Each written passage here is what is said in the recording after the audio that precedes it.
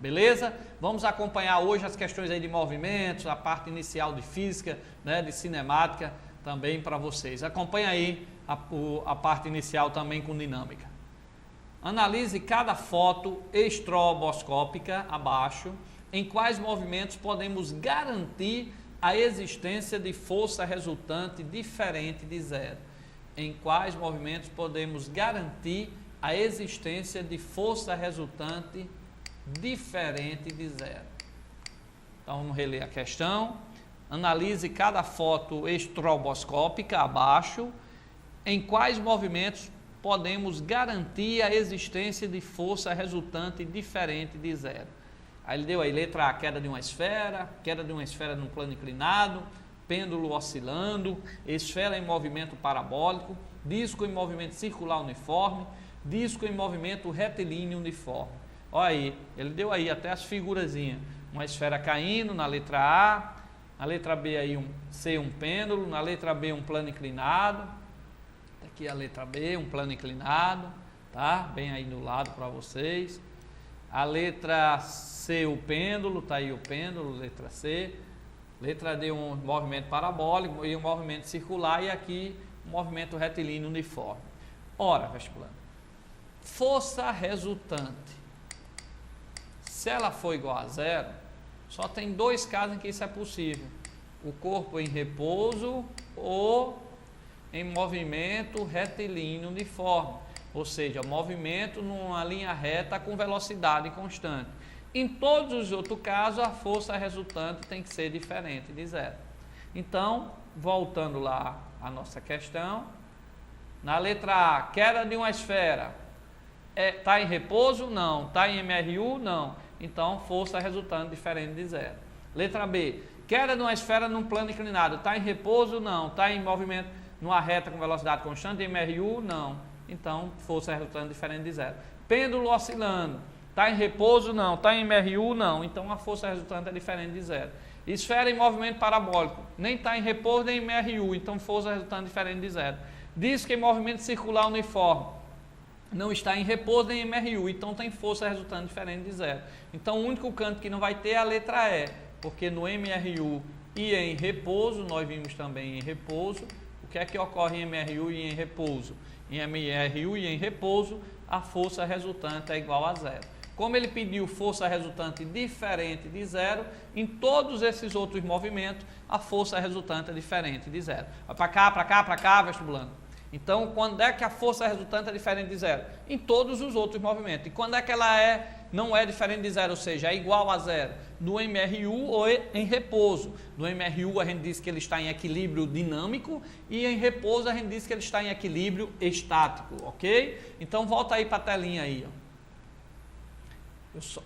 Força resultante é igual a zero em repouso ou em MRU.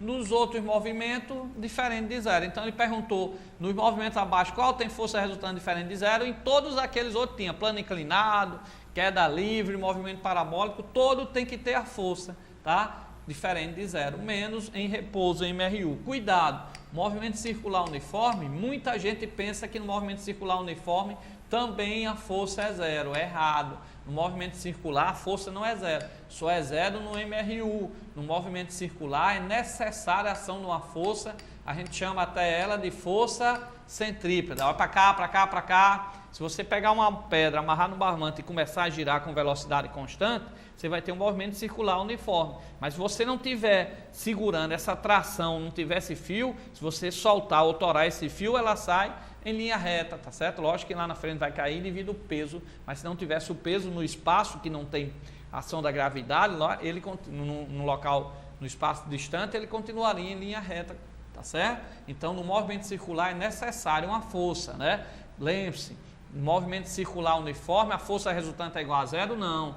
É no MRU e no repouso, só nesses dois casos. Nós vamos mostrar aí um videozinho para vocês aí, tá, do YouTube, de um carro circulando, tá certo? Então você vai ver que tem que ter uma força, que essa força é força centrípeta. No caso de um carro fazendo uma curva, essa força centrípeta, a força que vai ser a centrípeta, vai ser a força de atrito. No caso de um barbante, você girando aqui, a força resultante vai ser ali a tração na corda, né? Você desprezando o peso aí, botando um peso menor, tá certo? Então, a força centrípeta vai ser a tração. Se você tiver qualquer movimento circular uniforme, vai aparecer uma força resultante sim. Repara aí, se tem ou não força para que o carro consiga fazer a curva, porque se não tiver a curva, o carro passa direto, é como uma estrada molhada ou com óleo, o carro tende a ir direto, porque a gente aprendeu pelo primeiro princípio da lei de Newton, o princípio da inércia, que todo corpo em repouso fica em repouso, e todo corpo em movimento tende a permanecer em movimento retilíneo uniforme. Então, quando um carro vai fazer uma curva, tem que atuar uma força nele, senão ele continuava em movimento, numa linha reta. Então, no movimento circular uniforme, existe sim força, no MRU não, ok? Veja aí o vídeo bem rapidinho para a gente ir para outra questão.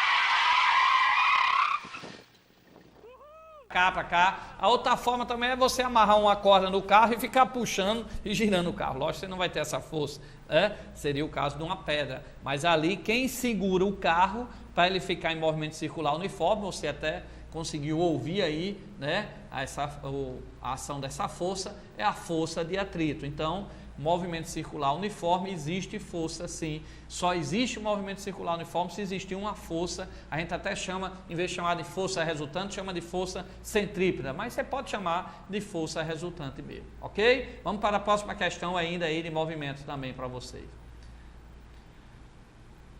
Na foto, você observa um avião reabastecendo outro em pleno voo. Pode-se afirmar que os aviões estão em repouso. Então, repetindo aí, ó, na foto, você observa um avião reabastecendo outro em pleno voo. Pode afirmar que os aviões estão em repouso. Tá aí, ó, um avião A lá em cima e um outro avião B, tá certo?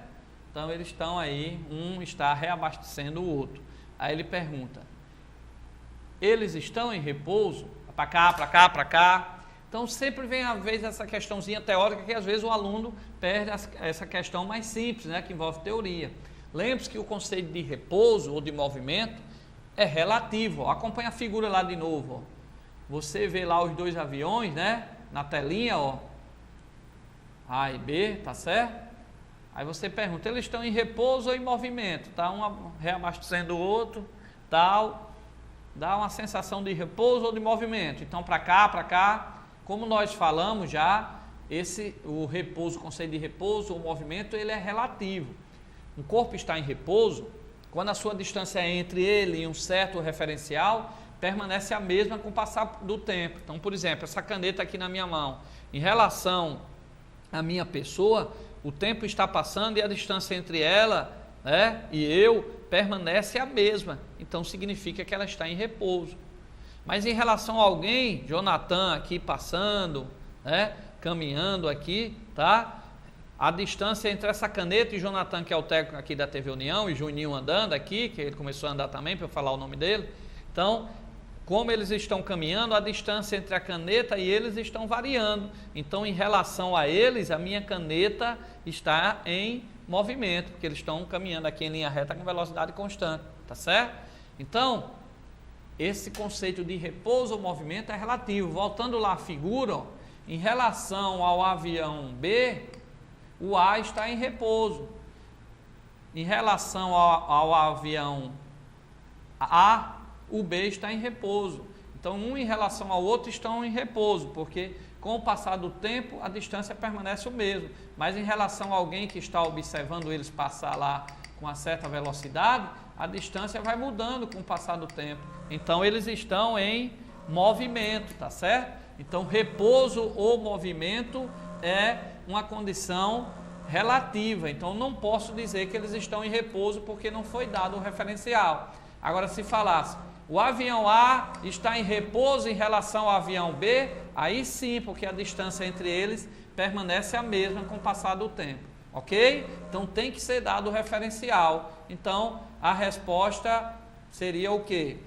Na foto você observa um avião reabastecendo outro em pleno voo. Pode-se afirmar que os aviões estão em repouso? Não posso, depende do referencial, ok? Vai para cá, para cá, para cá. Quando você está dentro de um carro, numa linha reta, a 100 km por hora, em relação à direção do carro, você está em repouso. Mas em relação a um poste na estrada, você está em movimento, porque você passou ali, a distância entre o poste e o carro vai variando com o passar do tempo. Então, esse conceito depende do referencial. Vamos fazer mais uma questãozinha sobre essa parte de repouso ou movimento. Você está viajando sentado na poltrona de um ônibus pela rodovia dos Bandeirantes, que liga São Paulo a Campinas. Cite um referencial em relação ao qual você está em repouso e outro referencial em relação ao qual você está em movimento, tá certo? Então, você está viajando sentado no ônibus, então, em relação ao motorista, por exemplo, você vai estar o quê?